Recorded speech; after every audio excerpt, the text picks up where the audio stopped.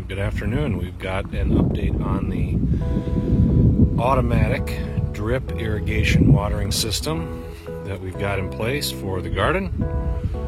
We are still definitely a work in progress, but today we got some plants in the ground. So we wanted to finally get this irrigation up and running now that I turned the irrigation on and it starts raining, so that's very appropriate. But we're coming off a frostless faucet here, frostless hydrant I should say, and then we've got the automatic timer. It's currently running on manual, but with auto you can set your clock, time it waters. I've got it set for 5 a.m. How long, how often, every day, system off, and then there's back to auto. Eventually I'll put it on manual here. Manual, let it run for 10 minutes. I've got a brass divider so I can still use this with another garden hose. And then the adapters necessary to make this work. This is a backflow preventer. Below it is a 25 psi pressure reducer. Of course it's dripping. Everything with garden hose constantly is dripping, but it's not going to be on that long and it's kind of limited drip. Then I had to go back to brass to convert into 1/2 inch PVC. And then this I had to glue because it kept blowing out. The rest of it is pretty much all glueless, just fit together by hand. That way it's easy to take it apart when winter comes. Put a angled 45 down there on the base, and then this is basically my main manifold line. Every 3 feet, sometimes 5 feet, I did valves, so each one can individually be controlled. This first line here just goes down and back, watering the peppers, cucumbers, and then at each plant, still gotta add a few, but at each plant you've got a little bit of water coming out, not too much.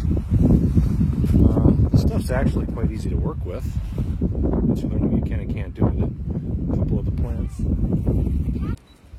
All right, got interrupted. So you take the 1/2 inch line with these emitters. You can they are sized. So this is 1 gallon per hour, and then there's different colors. I've also got some tan ones that are 5 gallons per hour, and they're way too fast. It's like a stream coming out. And as you can see, little tomato plant, just slow drip. And I'll adjust these sizes. I'm gonna wait till the sun comes out because all this black tubing tends to move when the sun comes out. So you got these little stakes going. This one's in a pretty good spot here, as you can see. Yeah, and then over here,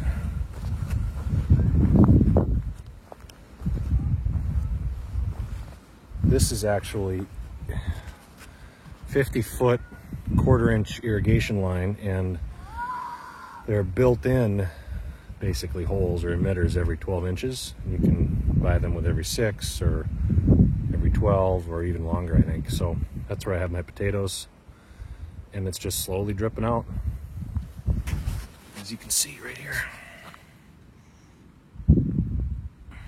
So nothing too fancy, but having that 1/2 inch manifold on the other end is nice because you can control each one on or off. And then there's a couple that are unused yet, so those will be for future planting.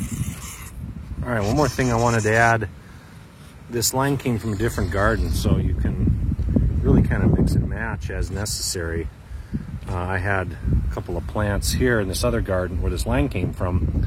I didn't have the plants here, so what I did is, rather than removing the line from the 1/2 inch hose, I just put a cap on the end of it, and that takes care of it. Also, down here at the other end, I wanted to add this too. If you build a manifold out of 1/2 inch PVC, it's really a great way to do it.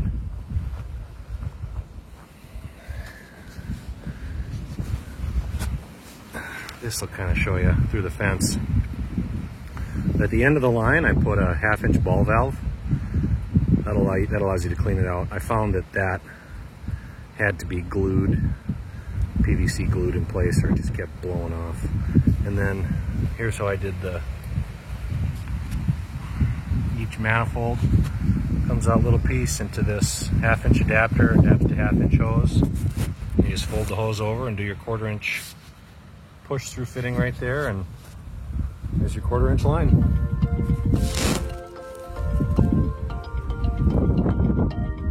All right, thanks for watching.